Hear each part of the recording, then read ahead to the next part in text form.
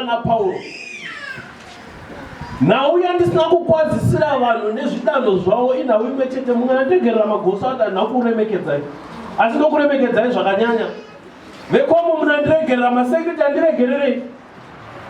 Asi ndoda kuti tese patinobuda munomu, munhu unge uchifira uchiti iwewe inini neni we've got a role to play in the church. Nhau haisi nhau yekuti tinachiya pese novhangeri ndiwo vachatiparidzira, kana kuti tine veCM ndiwo vachatiendera kunominista kunzoko, kana kuti tine vekwaya ndiwo vachaimba. Ndoda kuti patinopedza kuparidza mumwe nemumwe azive kuti it's my duty, ndakadanwa, it's part of my great commission to go out there and proclaim the gospel of God. Paulo ari kunyora tsamba kuvaFilipia. Iyi tsamba yokuti ndinoidisa chaizvo. Handizive kuti mugore rino mandafamba mese ndaitaura kangani. Iri pakati pemoyo wangu nekuti ndoega tsamba yandakaona mune ivhu rinonzi kufara. Paul anonyora tsamba iyi aine kufara. Mukanzo kuiverengesa muna kuti the word joy inoappear kasingaperi. Almost in each and every paragraph there's joy. But zvinondinetsa ndechekuti why Paulo achinyora tsamba yokufara iye ari muusungwa. Nekuti kuinzwisa kwandakaita ndekuti Paulo akanyora tsamba iyi nguva yakanga akatosungwa zvakanyanyisa. Inonzi nguva iyi ndo yaifamba naGadhijeri pasaidi. Saka ukaona munhu akasungwa kudaro hapana kunge kufara, nekuti paunodya pauchadana nozvibetsera una Gadhi, saka una kusurunguka kwakanyanya, but iye anoproclaima joy.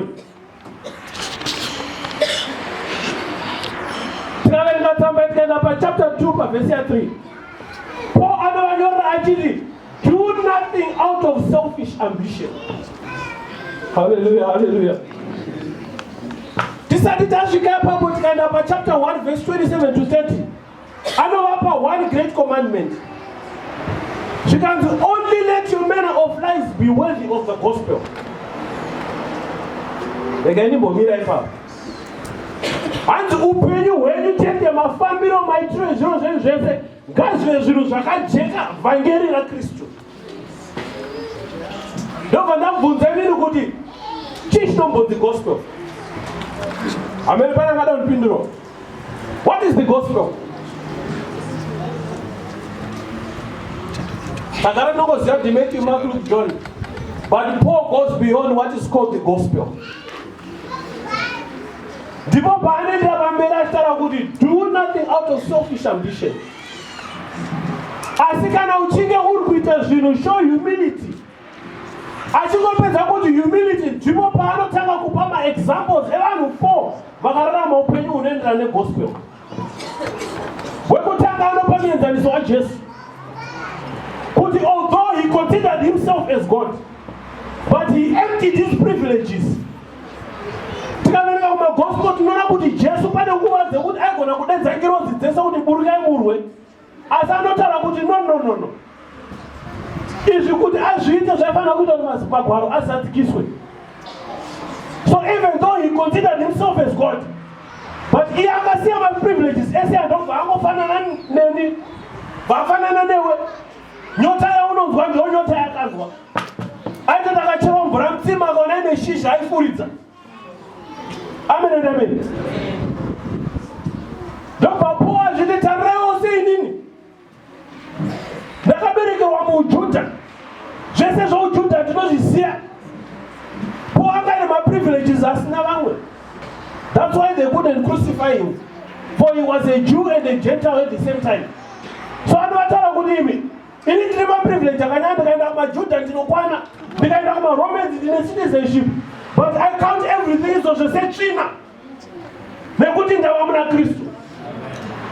Anobva apa example yaTimotheo. You can look at Timothy munhu waita this father and son relationship. Zvikati tarirai Timotheo, upenyu hwake ndafamba naye mufana. Ndipo patazosvika mukomana anonzi Epaphroditus. Epaphroditus munhu anondiitira zvakanaka. Chekutanga ndanyatsotarisisa kuti iro zita rake kuti Epaphroditus rinomboreve pane nezvaro magwaro. Hapana. Epaphroditus was just a nobody.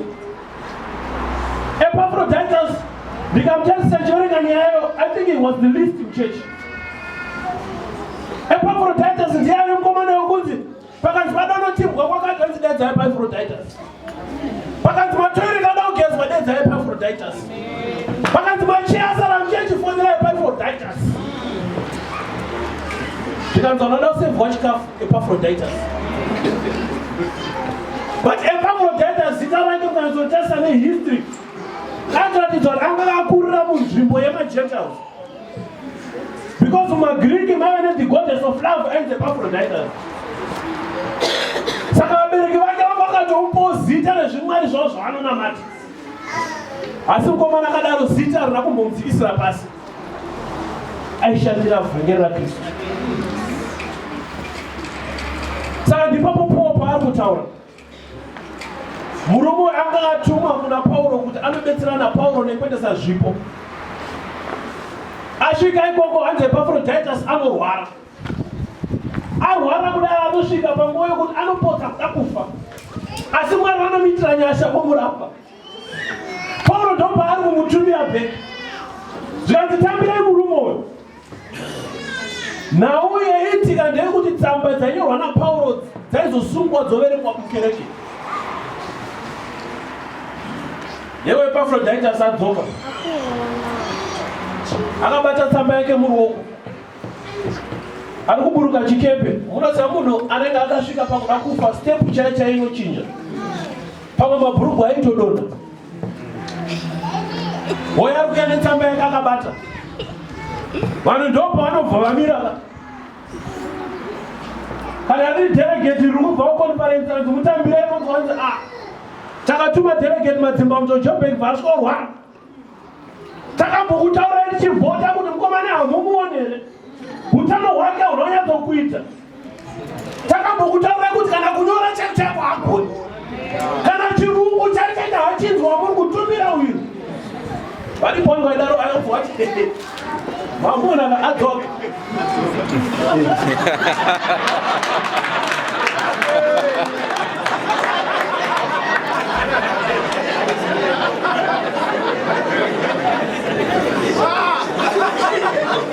Chingosumuka jele jele.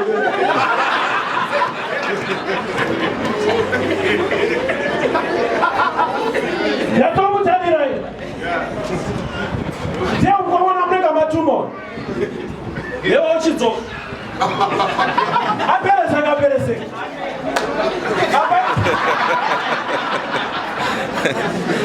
Apa makatarisira musungo. Kana mayati moto shauti ndiye murume wangu leo. Kana kubasa.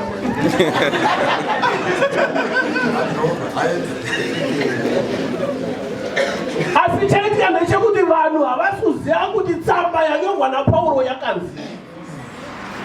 Tsamba yauya yakabata iri kutaura nezvei. Sinekana chitimirai munzwa kupopota kuchaita Paulo. Paulo achanga ari kupopota. Kuzeshuwa munganditumire munhu akadai. Ini nditoriwo muusungwa makuti ndichengete mumutenda futi.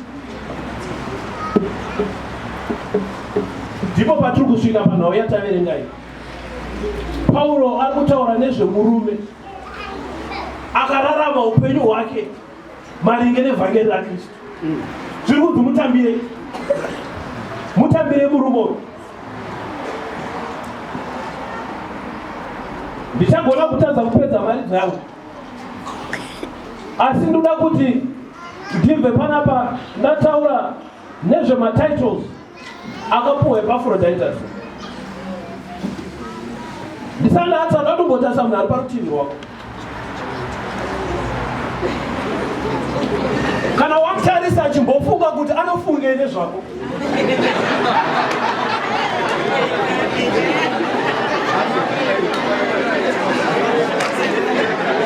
Amen.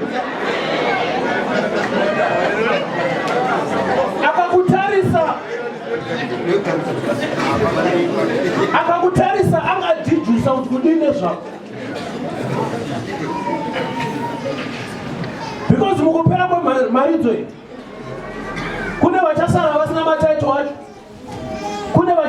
kubetwa. Paulo chekutanga anotara achiti tambirai murume asvika we.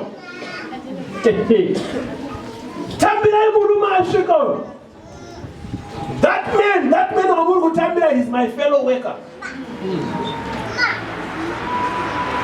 Paulo anonyatsotaura aine bold confidence kuti he is my fellow worker.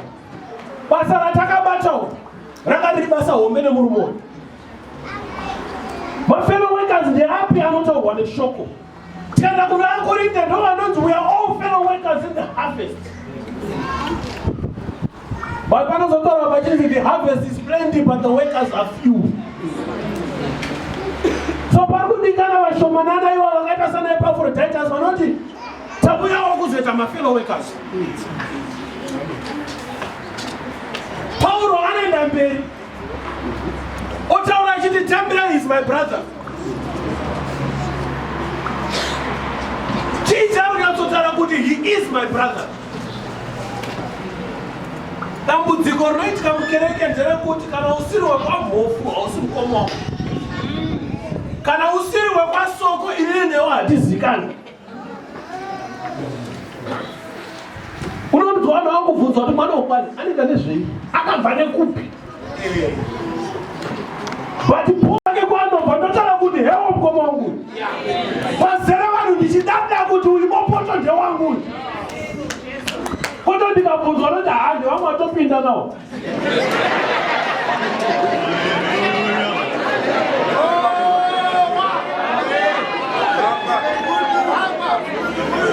That's why Jesu cheshe akamira paya vaFarisi vachitaura vachiti look at this man akazadzwa nedhimoni. Tarirai vanhu vanofamba nawo anodya nokunwa nematadzi. But anotaura achiti ndo vanhu vandakavinga ndo hama dzangu idzi.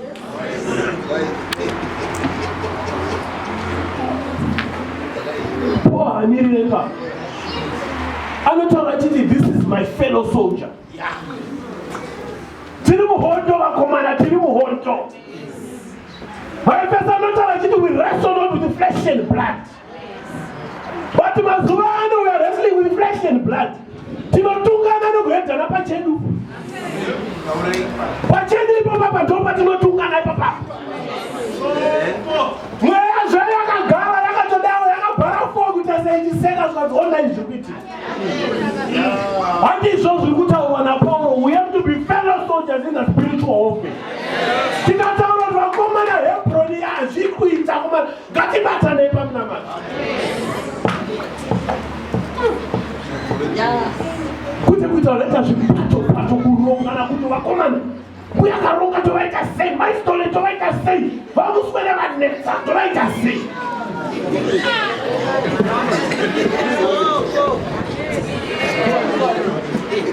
Ngatiunganei kutaura kuti vana vanoda mabasa ngatinamatei. Taona mumugwagwa ngatinamatei. Vana vakurorwa chingwa chanetsa misha yaparara muCape Town ngatinamatei. Ndopo munoita misha yachoka kudire pasi.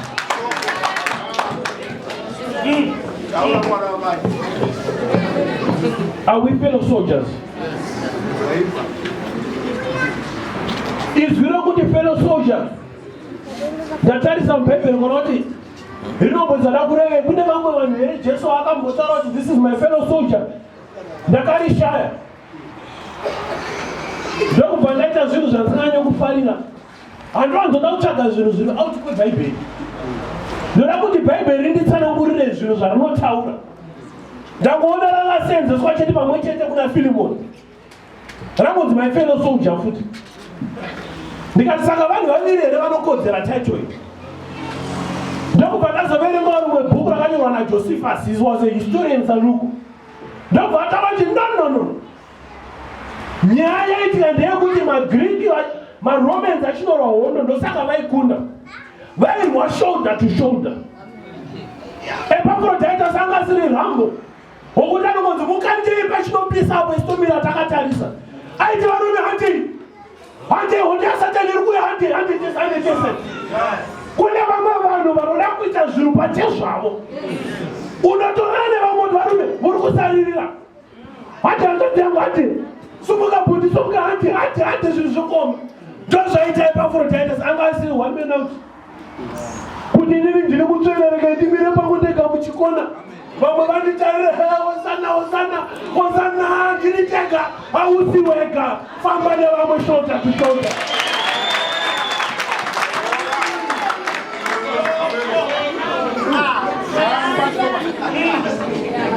Hazvisiri zvozvega chiri zveshoulder to shoulder. Pane akamira hero second. Makambona kuti panotangwa kunolewa rent by the tomb of the known soldier. Nemhaka yezvichito. Paya pakazara magamba anozikanwa vana Joshua Mukwakuko, vana Hebert Chitemo, vakanotanga kuenda by the tomb of the known soldier. Handira Josephus that title yaipiwa munhu asina rank. Ukanzwa panzi this man is our fellow soldier. Munhu anenge akafira mhondo ari ndianga ari koporo kana kuti private wokupedzesera. Saka zvaizwa nezvokuti vaimuelevheta kuti no murwiro waita murume uyu kurwa kwaita uyu is one of us. He's one of the commanders in chief. He's one of the chief strategists. He's one of the leaders. Saka Paul ari kuelevheta Epaphroditus kuti no musatarisire pasi murume uyu. Munhu wedenga uyu munhu akasarudzwa uyu. Kune vamwe vanhu vanotarisirwa pasi. Wokuti ukatarisa so kana iye akutotya kuti ungosimuka kuziva cheche akatarisira pasi. Kana kuti tora bhasiketi utore zvipo anoti inini sha. Because dhimoni akutazirwa pasi atongomarita atongojairira. Hama yangu rega ndikutaurire. You are one of us. Do you want to be a chief strategist? Do you want to be a commander in chief with the spiritual warfare? Do you want to be one of the great leaders? Yes. Leaders, they never started big. Vakatanga kumirana nabobosu vaitura makamera. Vakatanga nekuridza ngoma vanamano. Mangwana muno vanzwa mapresident eUMIF. Mangwana vakutungamira chipfuri. Mangwana vamabishop. Vasimudzirei. Musavatsikire pasi. Paul anozoenda mberi kutaura the final. Because he was a minister. He was a minister. Ministers zvikoreve vanhu vepolitics chete. Ministers zvikoreva vanhu vanopfeka makola ana Reverend. Minister in general terms zvinoreva a helper. Amen and amen. Israel the minister rakashandiswa zvisingaperi muBhayibheri. Pamwe pacho kuna Hebrews zvinotaura kuti ngirozi they were ministering to God. Zvichira kuti they were worshiping. Kune kumwe dzinotaura kuti Timothy he ministered to Paul. Kuratidza kuti aendako achidobetsera naPaul. But Epaphroditus was a kind of minister akaenda kuna Paul panguva yaaitambudzika, then he ministered to him. Rega ndimbokuudza ine. Ndakamboparidzirwa nomwe munhu the least expected. Watu wamboita munhu anouya pasaidi nekuti vaibazira zvamukuchemana zveke. Wamubva shoko ritaura ndina mateni chakuzaiswa zvakavanzika. Wotushoka ko munhu abva nepuru. Munhu abva nepuru. Achinoitika ndechekuti vanhu vakadaro hamuchina. Munhu akanzwa uine problem the next person anonongedzera ngomunhu ari pasaidi. Kuti uri kushumbika kudai ndiri kuziva munhu ari kuzvikonzeresa ndini nguya. Unoti kubudirira kwake kuri kwega. Pane kwakatsika kwakasimba. Kuminista kwakanaka here ungazonziva one of the ministers. Tinoda maminista vanosimudzira vamwe pamweya.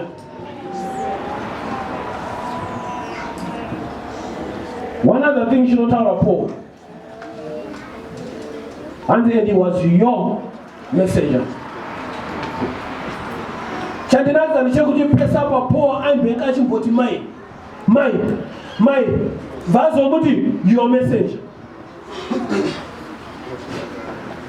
Uyu murume wamunotuma gore pagoro anomirirani? imimi pamusika gone kuenda iye ndiye anoenda. Ane basa rakandosiya macontracts kuti aite kuti aitire imimi. Kana wadzoka umira okupai kuti zvaanenge afambira.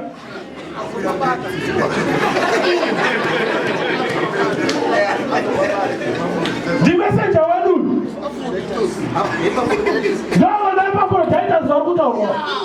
Ava rume vamakatsara vavari kutungamirana. Imi panorambomira padhoo vanomira. Ava vainetsa. Pavanochengeta mari panoramba kuchengeta dhoo vanodzichengeta. These are your servants, your messengers. Zvirikuzi naPaulo vatambirei.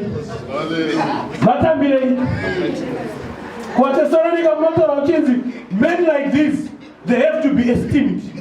They have to be honored.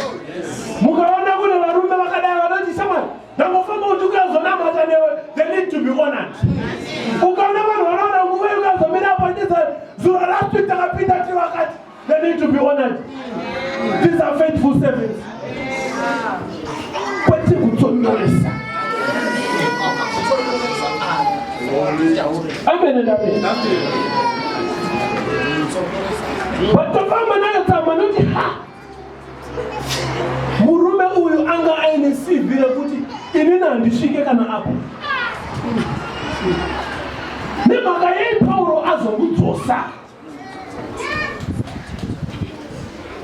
Paul wazozvifungire kuti rega ndidzose munhu kukereke yaunoziva kuti they don't appreciate. Paul anotidzokera ikoko. Dzokera netsamba unovaverengera kuti hamafambiro andakaita pane nyasha dzandakawanirwa, ndakapotsa ndafa, asi Mwari vakandita nyasha kuti dzoke kwamuri, asi ndiri kurwara kudaro. Paul avanyorera kuti murume aitokufungai.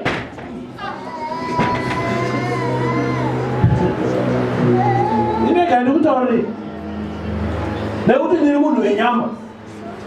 Pandinotondoreswa handife ndakasuwa. Ndikasvika kumba kakondosvikapuwa tii yeblack handitombokusuwe.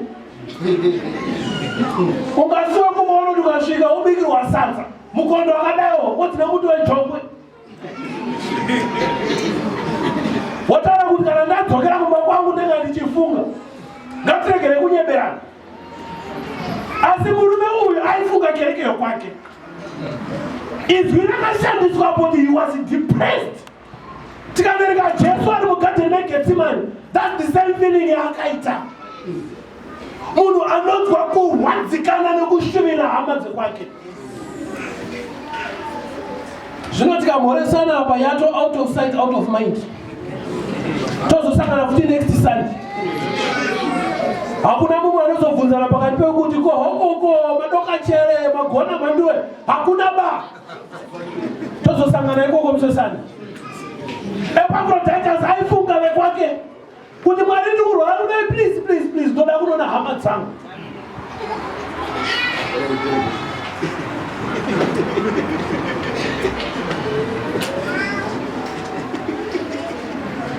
Ndosaka Paul avanyorera kuti don't do anything out of selfish ambition. Paul anga azviona kuti no. Paita vanhu vari kuita zvinhu out of selfish ambition. Nekuti tikaverenga tsamba yekuchapter 4 kuna ainzi Antipas naSyntyche. Vanhu vangainetsana mukereke. Ndochinangwa chikuru chaakazirega ninyorera vanhu tsamba kuti no zvamuri kuita izvi ndezvokuda kuzvivakirana Bhabhero. Zvokuda kuti regai nditi inini ndionekwe. Zvino hausiro muraramiro unoratidza kuti muri vanhu kwaKristu. Regai ndikupe maexample aya ekuti mutedzere. But ndinoziva kuti tikaparidzirana kuti ngatidai semunhu wenyama hazvigoneki. Hallelujah. Semunhu wenyama inini newe hatizvigoni.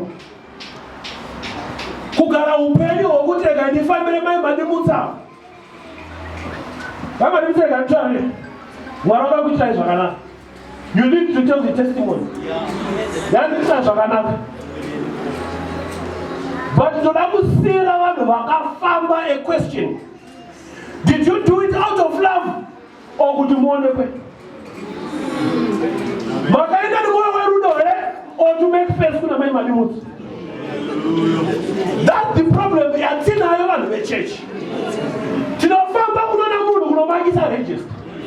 Hatisi kuendako nemoyo werudo muna Kristu kuti regai tinoona hama yangu. Half of the people vakauya vakambuya kuzomuna accident samaita accident. None of them. Vamwe vakawana transport yekwenda kwa Mozambique vakaenda.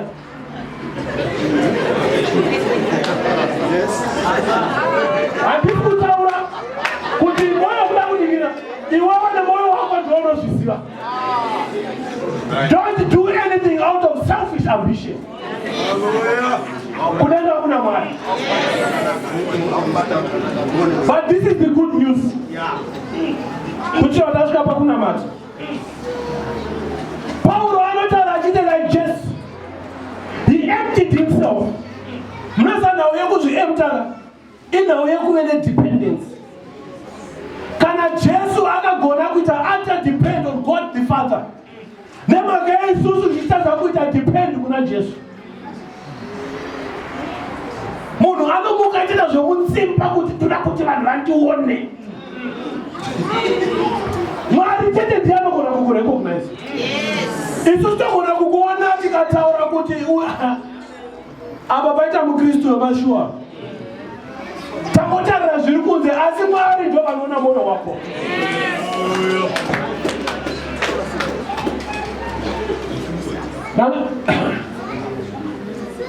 Ndaiti ndichiverenga Bhaibheri ndobva ndamboribvira na Genesis. Kana kune vandaita that challenge nogona kumboita kuti pagore rega rega verenga Bhaibheri kubva na Genesis na Revelations zviri chronological. Umbona kuti rinokushandura sei. Kurege kungoti ndaverenga apa ndajamba ndaenda apo nogona kurasika nyaya. Pagore pega pega mboita a challenge yekuverenga rese kubva na Genesis kudai. Nekuna Chronicles kune machapter 10 anongotaura nezve magenealogies averenge. Umbonzwa kuti zvinokuita sei. Ndakati ndaverenga Genesis 1 to 3 munhu ndokubva atadza. Ndobva paitika a promise. Pamwe tinongoiverenga tobva taidarika. Pandogara ndichitaura that was the beginning of the gospel. Genesis chapter 3 verse 15. God makes a promise. Out of the seed of the woman shall come a son who will crush the head of the serpent, and the serpent will strike his heel. Saka pakagara paine tarisiro yekuti there is a Messiah who is going to come. Nekuti Mwari vakange vavimbisa. Panozvarwa vanasendi vaifungidzirwa kuti ndivo. Noa chaichai akasarudzwa, vanhu vese vakaparadzwa. Asi akanga asiri. Ndakazoti, why is it Mwari vakazoita no change plan tasvika pana Abraham. Ndakaverenga nyaya iri kumashure yevanhu vepaTower of Babel. Vanhu vakaungana vakataura kuti imi, let us build a tower, let us build a city so that we can make a name for ourselves. Ati Mwari akavatarira vari kudenga vakati, look what man has done. Tikaramba takati munhu akabatana kudai he can accomplish anything. Let us go down there and confuse them. Hana yangu yakachika nokurova. Ndakaenda pamabvi ndikati Mwari, musandiregere ndichita zvinhu out of selfish ambition. Nekuti handidi kuona kuti masimuka pachigaro chenyu mudzike pasi. Rangarai kuti Jesu, he was God. Akadzika kubva musoro kudenga kwanguuya pano pasi. Akauya kuzotidzikinura kubva kune zvinhu zvakadai so. Muparidzi vakataura nyaya yakandityisa chaizvo. Zvikanzi munoshungurudza mwana waMwari. Tinomushungurudzapo patinoita zvinhu kuti tionekwe. Tinoshungurudza mwana waMwari. Handisi kutaura zvinhu zvokuti tityisidzirane. Ndikutaura zvinhu zvakanyorwa pasi. Hina handisiri ndakazvinyora. Asi tinotya kuti zvitike pandiri. Satoda kuti tinamate. Nasire gani tala ndichiti. Nasifuna mbochita. Asadu zvinamati. Ngatisungere tsoka dzedu. Ndazotese munhu ari parutivi pavo. Usamubvunze kuti unoda kuti kunamatire chii. Toda kuti ungonamatira munhu ari parutivi rwako. Kana tichitani mubatane ruoko, batanai ruoko. Toda kuti ungonamatira munhu ari parutivi rwako. Usamubvunze zvaanoda. Tikamunamatira ungotaura nezvezita kana usingarizive zita rake mubvunze. Ndikoni musvike pakuzivana.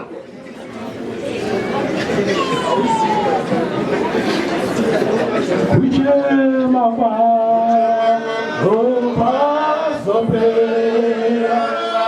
zinewe yautene iwe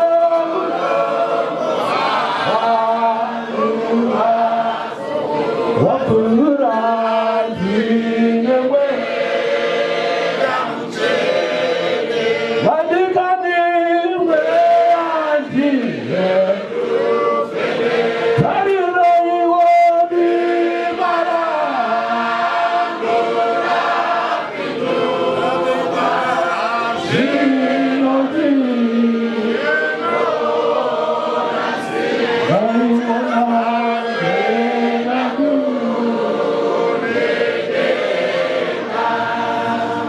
Vamos